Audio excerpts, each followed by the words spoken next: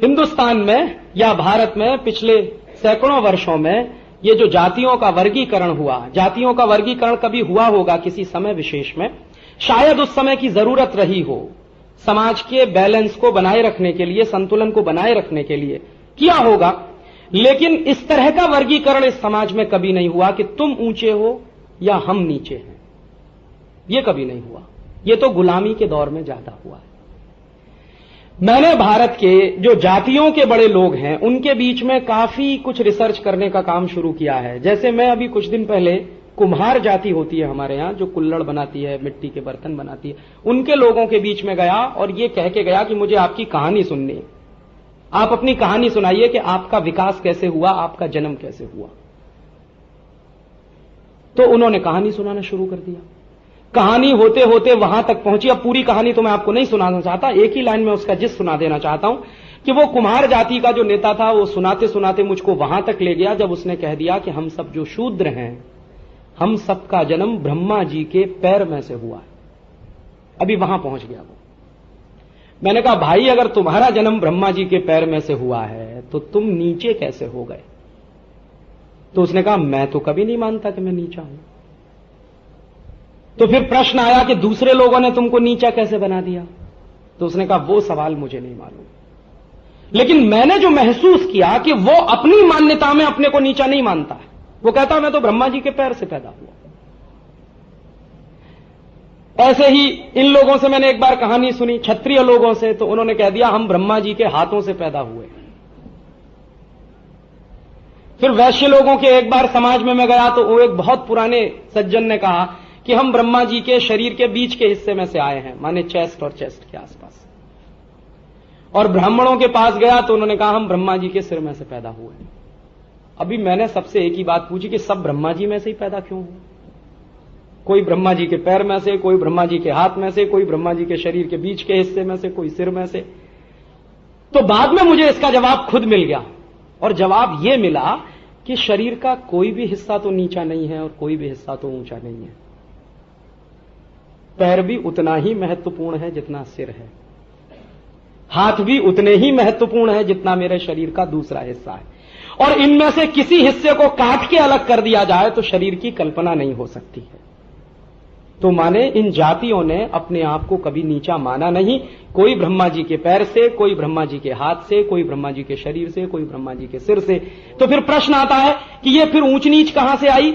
मेरी मान्यता यह है कि इस ऊंच नीच को बढ़ावा देने में काफी बड़ी भूमिका पुर्तगालियों की, फ्रांसीसियों की, डच लोगों की, अंग्रेजों की रही है। जैसे अक्सर मैं एक उदाहरण देता हूं, दक्षिण भारत में एक जाति है, उसका नाम है पेरियार। आज पेरियार शूद्र माने जाते हैं। 200 साल पहले तक पेरियार दक्षिण भारत की सबसे ऊंची जाति थी। क्यों? इसलिए कि पेरियार लोग मंदिर बनाया करते थे। जो आर्किटेक्ट आपको दक्षिण भारत के मंदिरों का दिखाई देता है वो सब पेरियार लोगों का बनाया हुआ है। और क्या गजब का आर्किटेक्ट है उन लोगों का। मैंने तो दक्षिण भारत के कुछ मंदिर तो ऐसे अद्भुत देखे कि एक मंदिर में आप खड़े हो जाइए, आप चिल्लाइए, बाजू वाला आपकी आवाज नहीं सुन पाएगा। एक कदम हटके चिल्लाइए तो 3 किलोमीटर तक आवाज जाएगी। इतना गहरा आर्किटेक्ट इस देश में रहा जिन लोगों के पास, उनका नाम है पेरियार, तो वो नीचे कैसे हो सकते हैं? फिर पेरियारों की कहानी इकट्ठा करना मैंने शुरू किया। तो कहानी इकट्ठा करते करते एक दिन पता चला कि ये जाति तो 1850 तक मंदिर बनाती थी। मंदिर बनाने के बाद मंदिर में प्राण प्रतिष्ठा करती थी। उसके बाद मंदिर सौंप दिया जाता था दूसरे लोगों को। बाहर से कभी मंदिर पर आक्रमण होगा तो फिर सुरक्षा के लिए आ जाते थे। तो ये नीचे कैसे हो गए फिर? तो इसका रहस्य मुझे मिला 1890 में अंग्रेजों ने एक सर्वे किया इस देश में जातियों के आधार पर। पहला सर्वे है इस देश का जातियों के आधार पर 1890 का। उस सर्वे में अंग्रेजों ने जानबूझकर पेरियारों को सबसे नीचे रख दिया। अब उस सर्वे को जो करवाने वाला ऑफिसर है उसके कुछ पत्र मिले हाउस ऑफ कॉमन्स की लाइब्रेरी में और इंडिया ऑफिस लाइब्रेरी में। उनको कोरिलेट करने की कोशिश जब मैंने की तो उसने चिट्ठियां लिखी हैं और वो चिट्ठी ये लिख रहा है कि दक्षिण भारत के समाज को अगर हमें खंड खंड तोड़ना है तो इस समाज का सबसे मजबूत हिस्सा है पेरियार, इसको तोड़ना पड़ेगा पहले। और ये कैसे टूटेगा? ये तब टूटेगा जब हम इनके महत्व को, इनकी प्रतिष्ठा को नीचे ले आएंगे। तो अभी तक ये मंदिर बनाने वाले लोग हैं, फिर हम इनको अछूत घोषित कराएंगे तो फिर ये मंदिर नहीं बनाएंगे। मंदिर नहीं बनाएंगे तो इनका आर्किटेक्ट का ज्ञान खत्म हो जाएगा 3-4 पीढ़ियों के बाद, और जब वो ज्ञान नहीं रहेगा तो प्रतिष्ठा तो अपने आप ही खत्म हो जाएगी, हमारा काम हो जाएगा। ये है अंग्रेजों की चाल।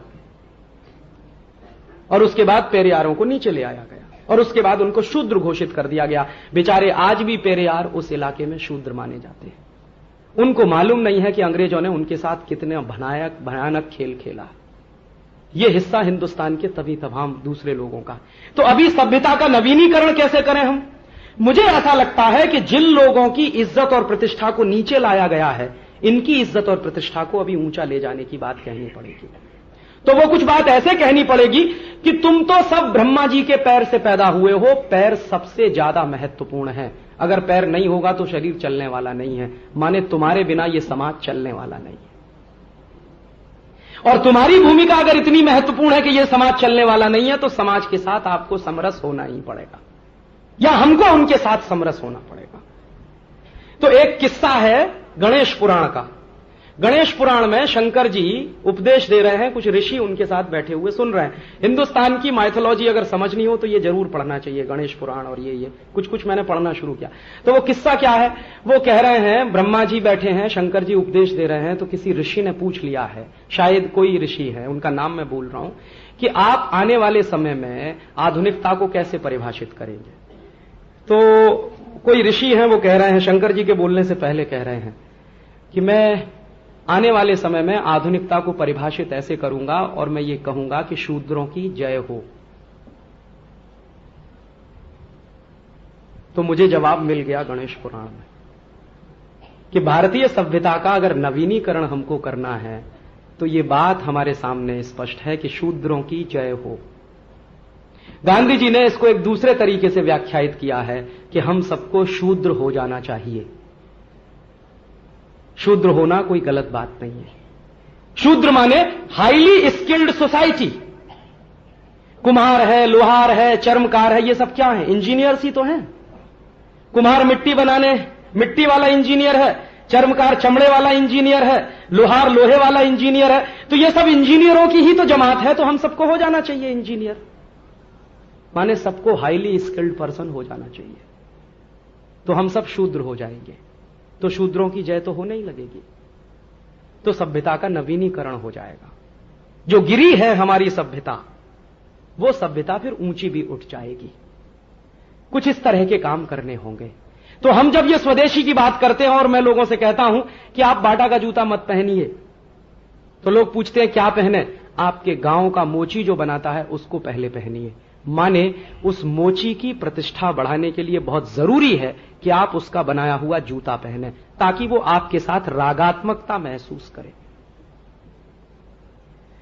अभी हम उससे अलग हो रहे हैं। कैसे अलग हो रहे हैं? दुकान में जाते हैं बाटा की, एक एक दुकान में घूमते हैं, अपना पैर लेके जाते हैं। हमारा पैर का नंबर मान लीजिए 8 है। एक जगह जूता फिट नहीं हुआ, दूसरी जगह नहीं तो तीसरी जगह, अपना पैर ले लेके घूम रहे हैं और जहां जूता फिट होगा पहन के चले आ रहे हैं। इस प्रक्रिया को उलट दीजिए और उलट के ये कहिए कि मेरा जूता मेरे गांव का मोची बनाएगा।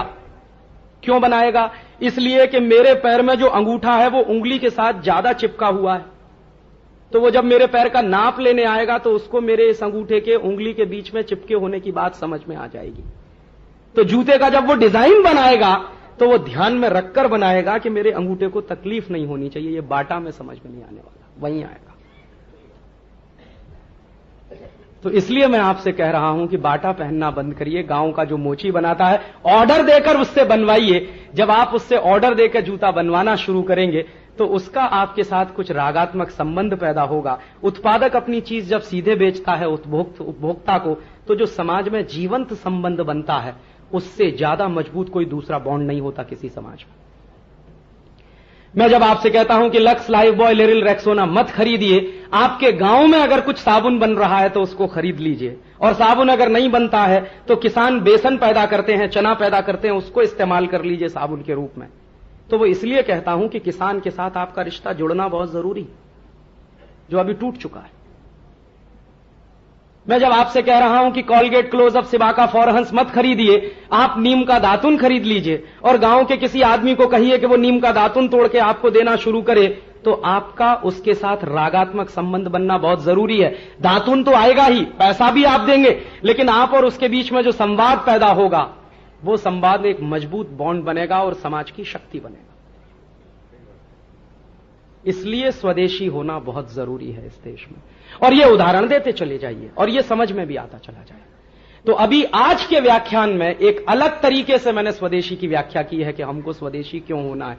अब तक आपने सुना होगा कि अमेरिका पैसा नहीं जाए, वो तो ठीक ही है, और आज का व्याख्यान सुन के आपको मैं कहना चाहता हूं कि अमेरिका पैसा जाए ना जाए इमैटीरियल है। मेरे समाज का बॉन्ड मजबूत होना चाहिए, गांव के मोची का जूता पहनकर। मेरे समाज की शक्ति बढ़नी चाहिए, गांव के आदमी से दातुन खरीदकर। मेरे समाज की शक्ति बढ़नी चाहिए, गांव के किसान का बेसन खरीदकर, दूध खरीदकर, ये खरीदकर, वो खरीदकर। इसलिए स्वदेशी की तलाश अपने पड़ोसी से शुरू करिए। जो आपके सबसे नजदीक बनता है वो सबसे पहले स्वदेशी। बड़े कारखानों में जो बनता है वो देशी। स्वदेशी, देशी और विदेशी तीनों की परिभाषाएं स्पष्ट करिए। निरमा स्वदेशी नहीं है, देशी है। गांव में बनता है अगर साबुन तो वो स्वदेशी है। प्रॉमिस स्वदेशी नहीं है, देशी है। नीम का दातुन मिलता है या दंतमंजन बनता है मेरे गांव में, वो स्वदेशी है। तो पहले तलाश करिए स्वदेशी की, ना मिले तो देशी पे जाइए, और परदेशी तो बिल्कुल नहीं, क्योंकि सभ्यता का नवीनीकरण करना है हमको, और भारतीय समाज को भारतीय बनाना है, यूरोपियन नहीं बनाना है। और तब इसमें देखिए कि ऐसे कौन कौन से माध्यम हैं जो आपको विदेशी बनाने में लगे हुए हैं। मैंने आपको कहा, एक तो शिक्षा, कॉन्वेंटियन एजुकेशन, उसका पूरा का पूरा क्यूरिकुलम। दूसरा, आधुनिकता का एहसास कराने वाले वो तमाम उपकरण जिनको आपने मान लिया है कि ये सभ्यता की निशानी है, वॉशिंग मशीन, टेलीविजन, या फिर रेफ्रिजरेटर, या फिर वगैरह वगैरह। तब आप पूछेंगे, राजीव भाई आप हमको आधुनिक नहीं बनने देना चाहते? मैं जरूर चाहता हूं कि आप आधुनिक बने, लेकिन आधुनिकता की परिभाषा बदलिए। यूरोपियन होना, अमेरिकन होना आधुनिक नहीं है। माने हम यूरोप जैसे हो जाएं, अमेरिका जैसे हो जाएं, ये आधुनिक होना नहीं है। हम भारत में रहते हुए आधुनिक कैसे बने, ये सोचने की कोशिश। आपको यह वीडियो कैसा लगा कृपया कमेंट कर अवश्य बताएं, और ज़्यादा से ज़्यादा शेयर कीजिए इस वीडियो को। और हाँ, हमारे चैनल सब्सक्राइब करना ना भूलें। जय हिंद, वंदे मातरम।